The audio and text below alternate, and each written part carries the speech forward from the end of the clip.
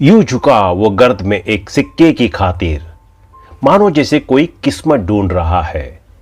कोई और आएगा अब और जगाएगा मुझे। हर शख्स इसी उम्मीद पर ऊँग रहा है। ये अल्फाज उस शख्स के हैं जिसने माया नगरी मुंबई में अपने हुनर से अपना अलग और बेहद अनोखा मुकाम बनाया है। इनका नाम है राकेश बेदी। हिंदी सिनेमा के बहुत से शौकीन इनके नाम को भले ही ना जानते हो, लेकिन इनके चेहरे को वो लाखों की भीड़ में भी पहचान सकते हैं। राकेश बेदी का जन्म हुआ था 1 दिसंबर 1954 को दिल्ली के करोल बाग में। इनके पिता मदन गोपाल बेदी इंडियन एयरलाइंस में एरोनॉटिकल इंजीनियर थे। बेहद छोटी सी उम्र से ही राकेश बेदी पर एक्टर बनने का जुनून सवार हो गया था। दुनिया के बच्चे बचपन में तरह तरह के काम करने की बात कहते हैं। कोई कहता है कि वो डॉक्टर बनेगा, कोई इंजीनियर बनने को कहता है, तो कोई साइंटिस्ट बनने की बात करता है। लेकिन राकेश उन चंद बच्चों में से दो था जो कहता था कि मैं बड़ा होकर एक्टर बनूंगा। स्कूल में होने वाली हर तरह की एक्स्ट्रा करिकुलर एक्टिविटी में राकेश आगे बढ़कर हिस्सा लेते थे। पिता बनाना चाहते थे इंजीनियर।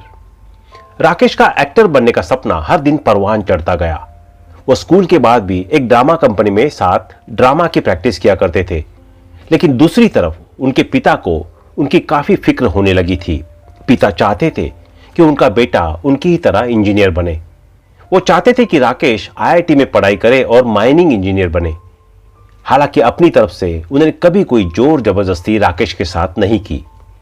राकेश अपने पिता का दिल भी नहीं दुखाना चाहते थे।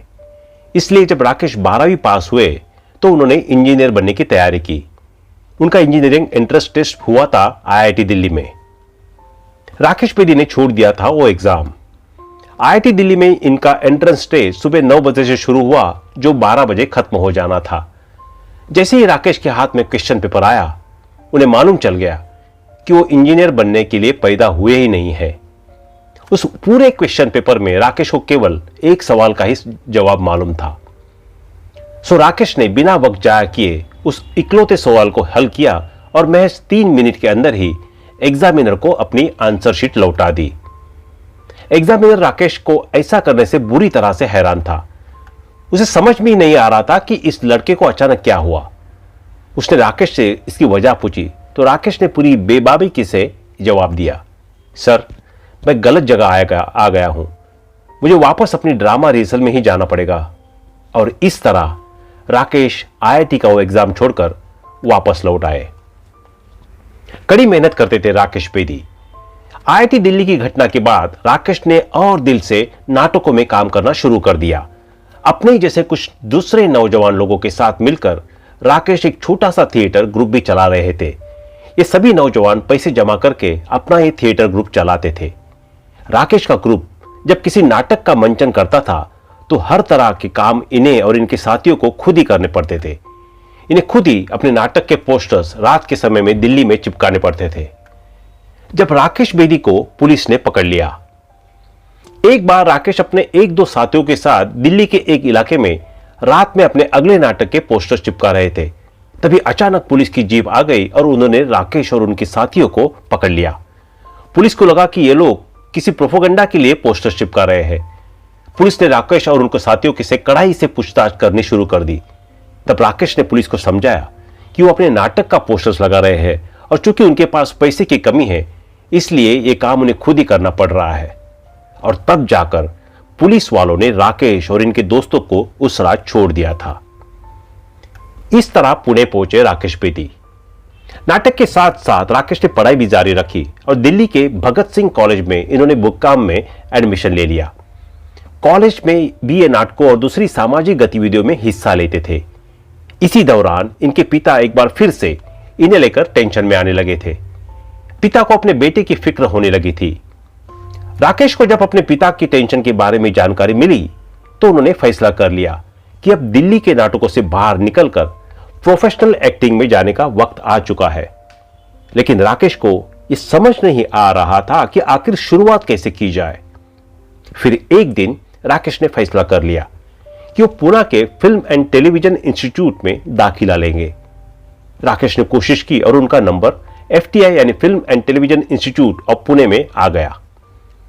ऐसा था पुणे में राकेश बेदी का जीवन। FTI आने से पहले राकेश को लगता था कि उन्हें यहां कोई परेशानी नहीं आने वाली है, क्योंकि वो तो काफी वक्त से दिल्ली में थिएटर कर रहे थे। लेकिन कुछ ही दिनों के समय इनको एहसास हो गया कि ये अपने बारे में गलतफहमी पाले बैठे हैं। FTI में उन्हें मालूम चला कि अभी तो इन्हें एक्टिंग की ABCD भी ढंग से नहीं आती है। FTI में राकेश का जिस बैच में दाखिला हुआ था, उसमें इनके साथ सतीश शाह, ओमपुरी, सुरेश ओबेरॉय, सुधीर पांडे, डेविड धवन, प्रकाश झा, विदु विनोद चोपड़ा, सईद मिर्जा और कुंदन शाह जैसे लोग भी थे। और ये सब लोग आगे चलकर फिल्म इंडस्ट्री में बड़ा नाम बने। ये थी राकेश बेदी की पहली फिल्म। FTI से पढ़ाई खत्म करने के बाद राकेश फिल्मों में काम करने के लिए मुंबई आ गए। राकेश को अपने बारे में एक बात अच्छे से मालूम थी, और वो ये कि जिस तरह की उनकी शख्सियत है उसे देखकर हीरो का रोल तो उन्हें फिल्म इंडस्ट्री में कोई देने वाला ही नहीं है। इसलिए राकेश ने फैसला कर लिया था कि वो कॉमेडी की तरफ जाएंगे और अपने आप को एक कॉमिक आर्टिस्ट के तौर पर एस्टैब्लिश करने की कोशिश करेंगे। कॉमेडी में वैसे भी राकेश का हाथ दिल्ली में किए गए नाटकों में चलते पहले ही काफी मजबूत था। हुआ भी कुछ ऐसा ही। राकेश को पहली दफा हमारे तुम्हारे नाम की एक फिल्म में काम मिला, जिसमें संजीव कुमार और राखी लीड रोल में थे। राकेश इस फिल्म में सुनील नाम के नौजवान बने थे, जो अपनी मां के दोबारा शादी करने से काफी नाखुश था। यह था राकेश बेदी का सबसे यादगार रोल। राकेश बेदी की करियर की तीसरी फिल्म थी बुलंदी, जो साल 1980 में रिलीज हुई थी। राकेश इस फिल्म में एक कॉलेज स्टूडेंट बने थे। इस फिल्म में राजकुमार जैसे महान कलाकार भी थे, जिन्होंने प्रोफेसर का रोल निभाया था, और राकेश फिल्म में उनके स्टूडेंट बने थे। उस दौर में भारत के कॉलेज स्टूडेंट्स की लाइफ को इस फिल्म में बड़े ही शानदार तरीके से दर्शाया गया था।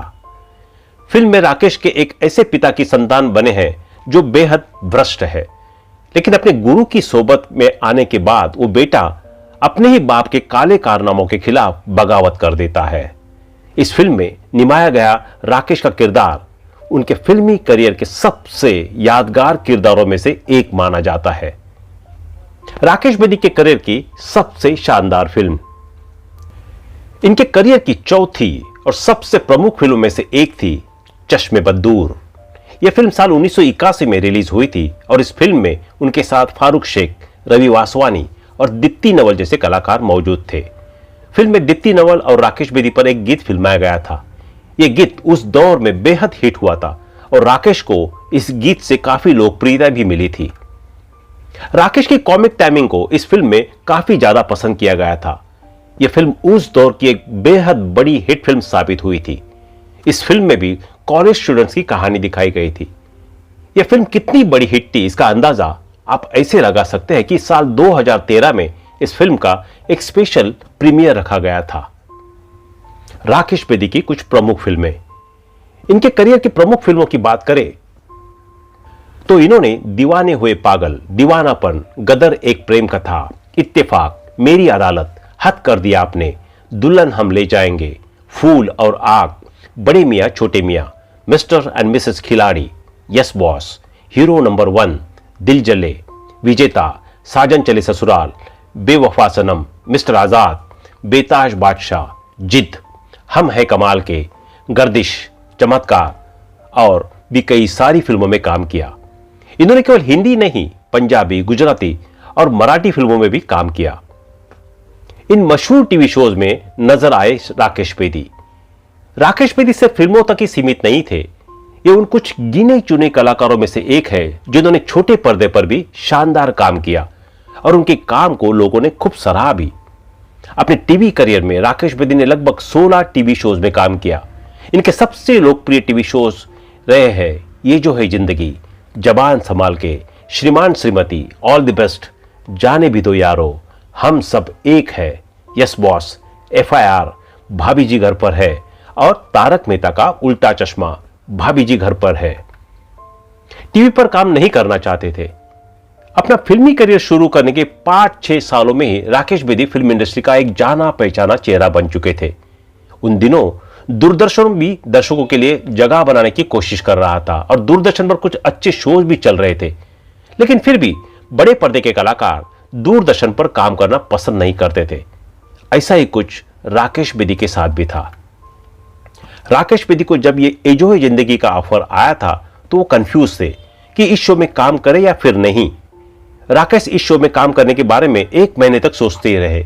कई लोग तो जो उनसे कहते थे कि तुम फिल्मों के कलाकार हो, अगर टीवी पर काम करोगे तो फिल्मों में तुम्हारी मांग खत्म हो जाएगी। वही कुछ लोग उन्हें टीवी पर भी काम करने की सलाह दे रहे थे। श्रीमान श्रीमती ने भी दिलाई खूब लोकप्रियता। एक और टीवी शो जिसमें राकेश बेदी के काम को बेहद पसंद किया गया था और वो था श्रीमान श्रीमती।